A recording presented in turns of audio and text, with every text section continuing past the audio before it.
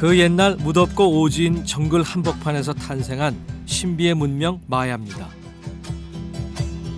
세계의 가장 큰 도시국가들 중 하나였던 마야의 최대 도시 티칼이 한순간 역사 속으로 사라진 이유는 과연 무엇일까요?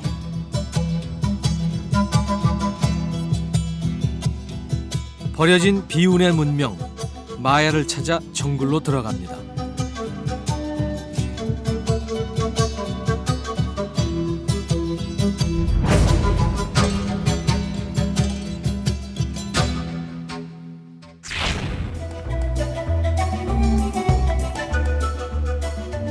과테말라의 옛 수도 안티구아는 두 차례의 대지진으로 엄청난 피해를 입었죠. 그리고 200년 동안 지속된 스페인 최대 식민도시 안티구아는 그 기능을 멈추게 됩니다. 하지만 도시 곳곳에는 아직도 스페인 식민지 때의 유적이 잘 보존되어 있습니다.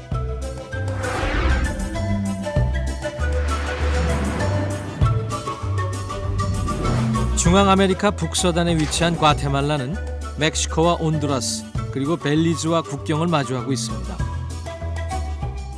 1524년 에스파냐의 정복자들은 이 땅으로 들어오게 됩니다. 이곳 안티구아는요 1527년 세계 최초의 계획 도시로서 아메리카 대륙의 지배 중심 도시로서 발전을 거듭하게 됩니다.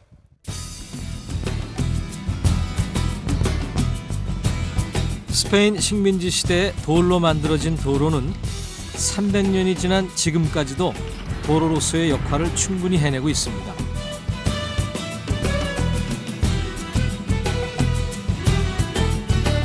인구 3만 명의 안티구아는 관광객의 사랑을 받는 과테말라의 유적지 중 하나입니다.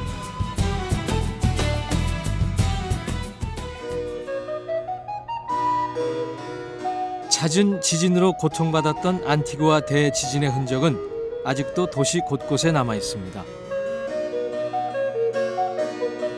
오히려 지진 덕분에 당시 스페인 식민지 시대의 건축물들이 잘 보존되어 있죠.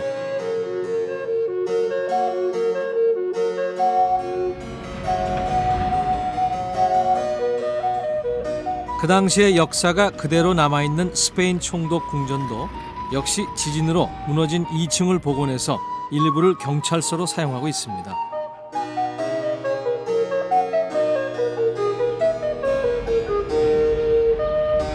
당시 만들어진 빨래터도 아직 남아 있습니다.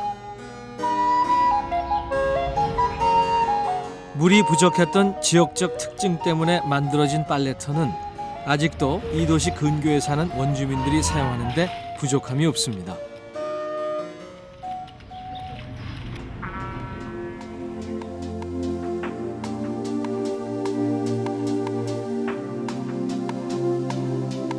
안티구아 중앙공원에 위치한 대성당입니다. 안티구아의 상징 중 하나로 손꼽히는 곳이죠. 1680년에 완공됐지만 그 후 대지진으로 여러 번 소실되고 다시 복구되기를 반복하고 있습니다.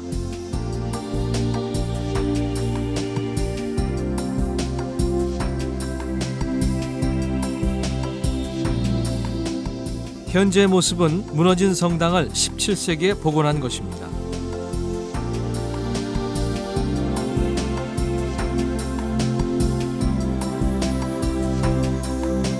완벽하게 남아있는 산 카를로스 대학 건물인데요. 지금은 미술박물관으로 사용되고 있습니다.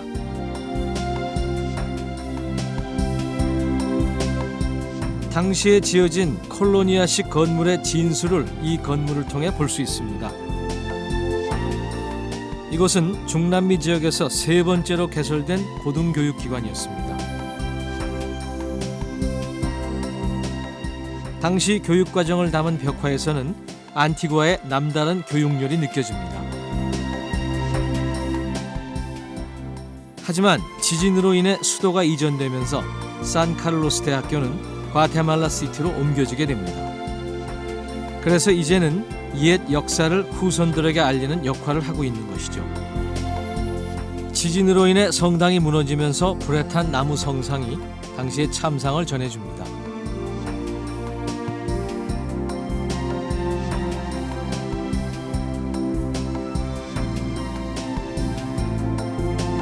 안티구아는 가톨릭이 융성했던 곳답게 곳곳에 지진으로 허물어진 성당과 수도원의 잔해가 많이 남아 있습니다.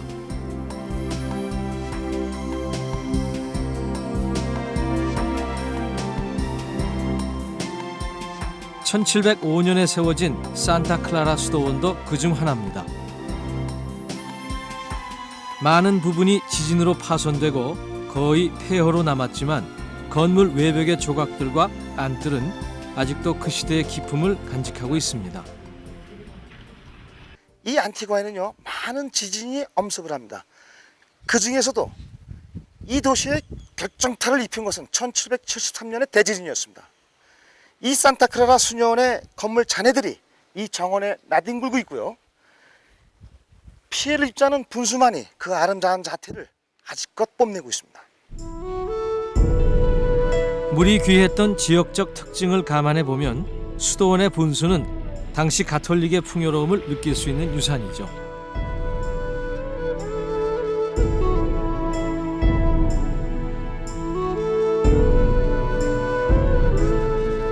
대지진은 번성했던 도시를 폐허로 만들어 버렸습니다. 그러나 지진 덕분에 300년 전의 스페인 식민지 시대 유적이 잘 보존되어 있는 안티구아는 1979년 유네스코에 의해 도시 전체가 세계문화유산으로 지정됩니다.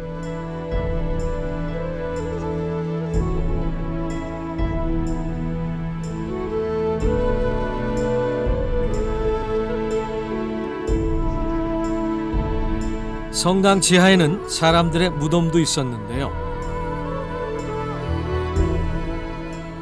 여러 번의 지진으로 죽어간 사람들도 지하 무덤에 잠들어 있습니다. 아직도 많은 이들이 지진과 함께 죽어간 사람들을 잊지 못하고 있는 것이죠. 안티구아 그곳에서는 300년 전 역사 속에 잠들었던 도시가 다시 깨어나 역사의 한 페이지를 채워나가고 있습니다.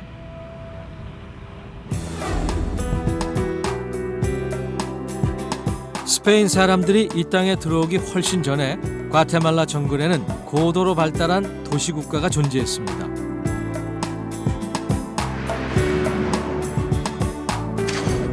현재 유카탄 반도 주변으로 마야 문명이 꽃을 피웠는데요. 티칼은 마야 최대 도시국가였습니다.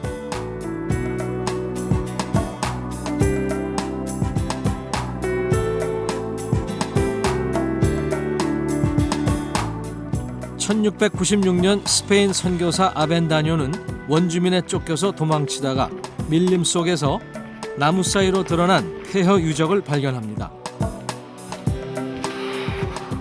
이로써 신비의 마야 유적지 티칼이 세상 밖으로 나오게 된 것이죠.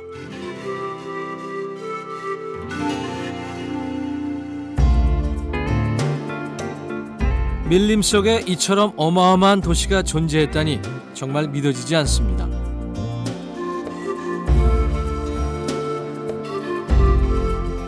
티칼은 1200년 전에는 마야 문명의 중심지이자 인구 10만이 넘는 최대 도시국가였습니다. 마야인들은 인간의 노동력만으로 100kg에 상당하는 석회암을 잘라서 옮기고 대건축물을 완성합니다. 마야의 피라미드는 신들에게 제사를 지내는 신전이자 통치자의 절대 권력과 위엄을 상징하는 곳이었죠.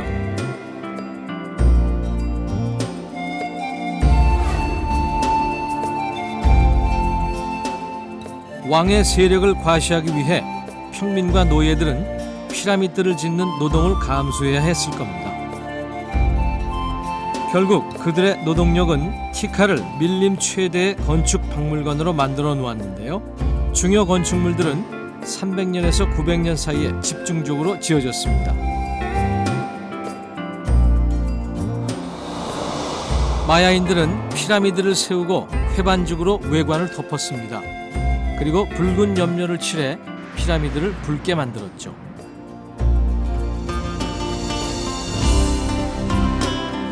티칼 유적의 중심부는 북쪽, 남쪽, 중앙에 건축물 군이 있고 5개의 피라미드 신전으로 구성되어 있습니다.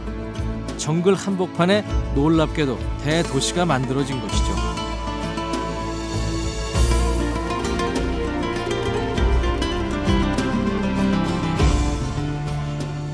저는 지금 2호 신전 피라미드 정상 위에 있습니다. 2호 신전과 마주보고 있는 신전이 바로 1호 신전입니다.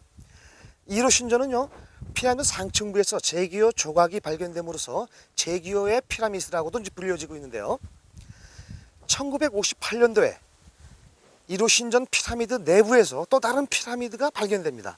이 마야에 있는 그 신전들은요, 하나의 그 신전 역할만 했던 것이 아니라 그 안에는 왕의 묘지가 있어서 피라미드와 같이 왕의 무덤으로도 쓰였을 거라고 사람들은 추정하고 있습니다.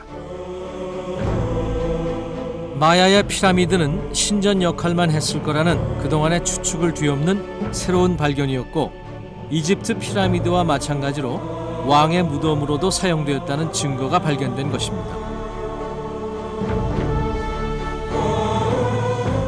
현재는 거의 파괴된 티칼 왕과 귀족들이 살았던 궁전입니다. 강력한 왕권 국가로 추정되는 티칼 고대 국가에는 궁전도 피라미드처럼 높게 쌓았습니다. 궁전의 특이한 건축 양식을 보여주는데요. 공간은 좁더라도 마주보는 벽을 조금씩 안쪽으로 들어오게 해서 특유의 역 V자 형태의 천장을 유지하는 벽돌 쌓기법을 사용했습니다.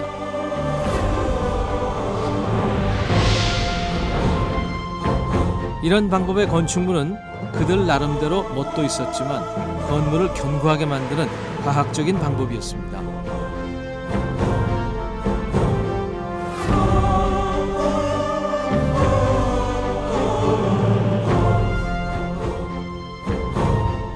마야 문명은 고도의 문자가 발달된 문명이었습니다.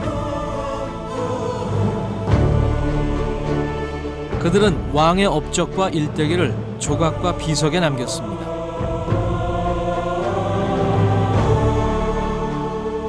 마야의 태양신인 차크신을 비롯해서 다양한 신의 모습도 섬세하게 조각해놨습니다.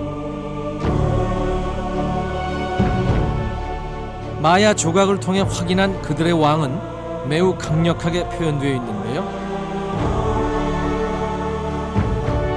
무기를 들고 있는 강한 전사들과 함께하고 있고, 어떠한 것도 왕권에 도전할 수 없도록 왕은 강한 존재로 표현되고 있습니다.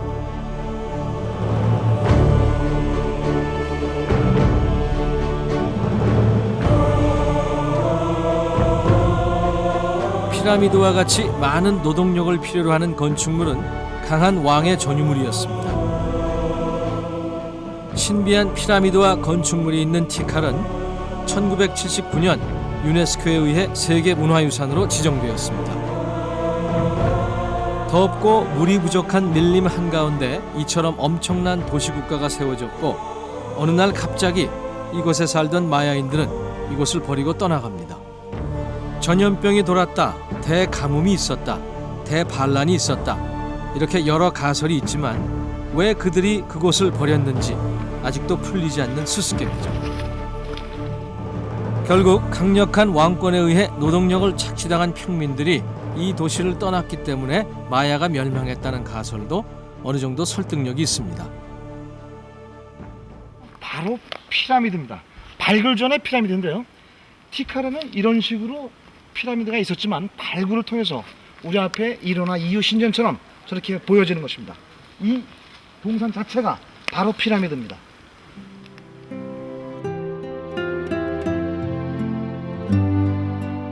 밀림 사이사이 피라미드 형태의 동산이 보이는데요. 아직 발굴되지 못한 티칼의 유적은 그 수를 헤아릴 수 없을 만큼 정글에 묻혀 있다고 하니 정말 대단합니다.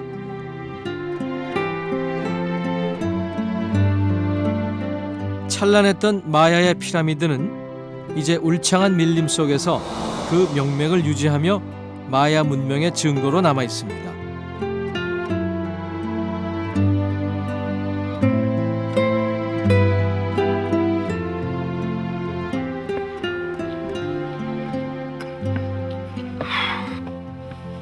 인간의 한계를 넘어선 건축 양식을 꽃피웠던 곳, 9세기까지 번영을 누렸던 마야 최고의 도시 티칼. 고대 마야인들의 역사가 아직도 정글에 남아 있습니다.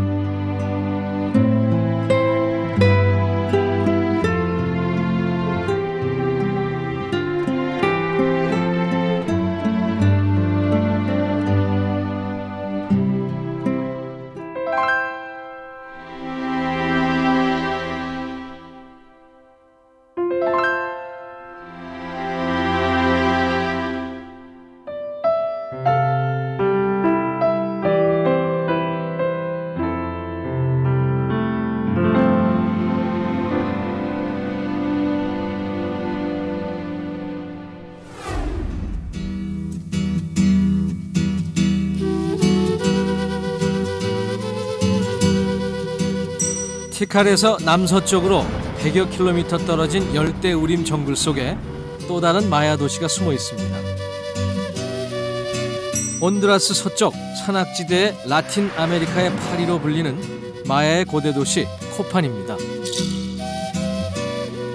마야 도시국가 중에서도 예술성이 가장 뛰어나 붙여진 별명인데요. 입구에 들어서면 온두라스의 국조인 색동 앵무새가 우리를 반깁니다. 흔히 볼 수 없는 야생동물들도 함께하는데요.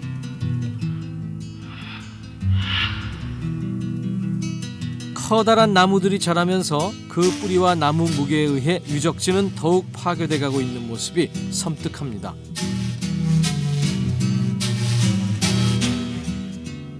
코판 역시 오랜 세월 정글에 버려졌었습니다.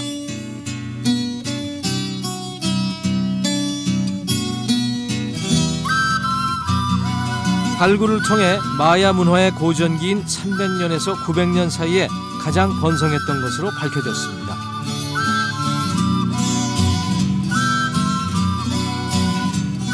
코판 역시 1980년 유네스코에 의해 세계문화유산으로 지정됐습니다.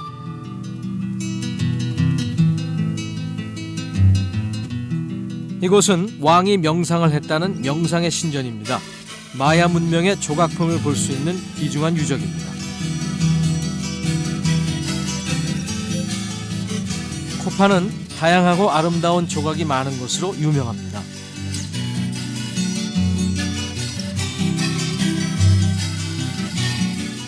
명상의 신전 하단 부분에 상형 문자와 조각이 완벽하게 새겨져 있습니다. 상형 문자가 발달된 마야 문명은 모든 것을 돌과 벽에 새겼는데요.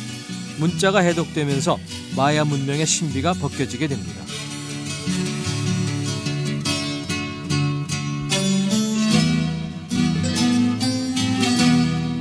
중앙광장 옆에는 역사적인 유물이 있습니다. 바로 왕들의 업적을 기록한 왕의 계단입니다. 자, 이곳에 계단이 있습니다. 일명 왕의 계단인데요. 코판에는 16명의 왕이 있었습니다. 그렇지만 여기는 계단별로 15명의 왕의 역사가 계단별로 꼭대기까지 이렇게 마야 문자로 이렇게 기록되어 있습니다. 높이 32m의 돌계단에 15명의 왕의 일대기를 빼곡하게 적어놓은 곳인데요. 마야 문명이 남긴 문자 자료 중 가장 긴 기록이라고 합니다. 그야말로 계단 자체가 역사책인 셈이네요. 왕들의 일대기와 왕이 꿈꿨던 신의 모습도 조각되어 있습니다.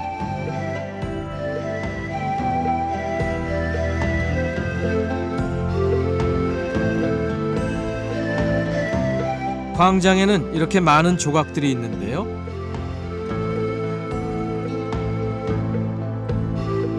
코판 중앙광장 조각의 특징은 섬세하고 아름답다는 거죠.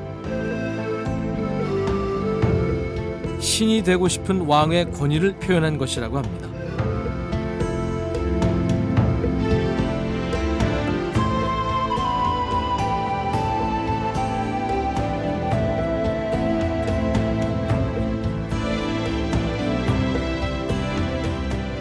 이 밖에도 자연 속의 동물의 형상을 한 조각이 많이 보이는군요. 거북이 형상을 사실적으로 조각해놨습니다. 무서운 짐승의 형상을 한 신의 모습부터 여러 동물이 혼합한 신의 모습을 한 조각은 코판인의 예술성을 보여주는 작품들입니다.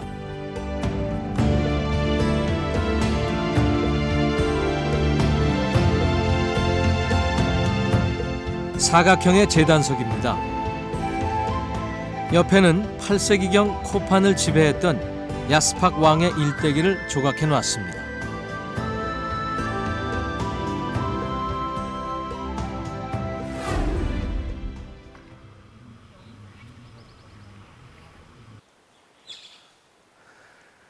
자, 이곳은요 코판의 구기장입니다. 참 예쁘고 아주 아담하게 생겼죠. 다른 마야의 구기장은요 커다란 돌로 만든 고리에 공을 집어넣으면은 그것은 이제 승부가 결정되는 그러한 구기장인데 반해 이곳은요 앵무새의 눈에 붉게 칠한 곳이 있었습니다. 거기에 공을 맞히는 사람이 바로 이기는 그러한 구기 경기장이 바로 이곳입니다. 마야인들은 팔 안쪽과 장단지를 이용해 공을 구멍에 넣는 구기 경기를 즐겼습니다. 다른 마야 국가와 달리 코판에서는 경기장 벽에 원형의 구멍 대신 앵무새의 눈을 맞추는 새로운 구기 경기를 했던 것이죠.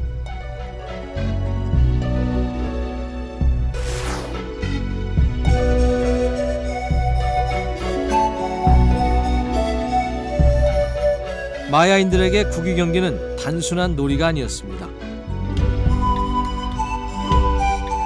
경기 참여자 중 한 사람을 산채로 심장을 꺼내 신에게 바쳤기 때문인데요. 승자가 죽었는지 패자가 죽었는지 확실치는 않습니다. 아마도 이긴 팀이 희생됐을 가능성이 높았을 것으로 추측됩니다.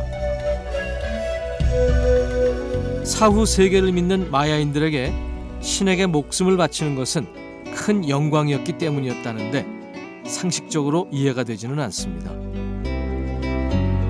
구기 경기는 바로 신들의 노여움을 풀기 위한 인신공양의 제례 행사 중 하나였죠. 아마도 자연에서 따온 신들의 조각상을 만드는 것만으로는 안심할 수가 없었나 봅니다. 과학과 수학에 능통했고 현대를 능가하는 천문학으로 태양력을 사용했던 고도의 마야 문명인데요. 그 엄청난 역사의 한 페이지가 자연의 소나기에서 으스러지고 있습니다. 마야는 강가의 비옥한 땅이 아닌 험한 정글 속에서 찬란한 문명을 꽃피웠던 것입니다. 과학과 미술이 발달한 도시국가였지만 한순간 역사 속으로 사라져버린 수수께끼 마야 문명의 비밀은 아직도 우리가 풀어야 할 숙제로 남아 있습니다.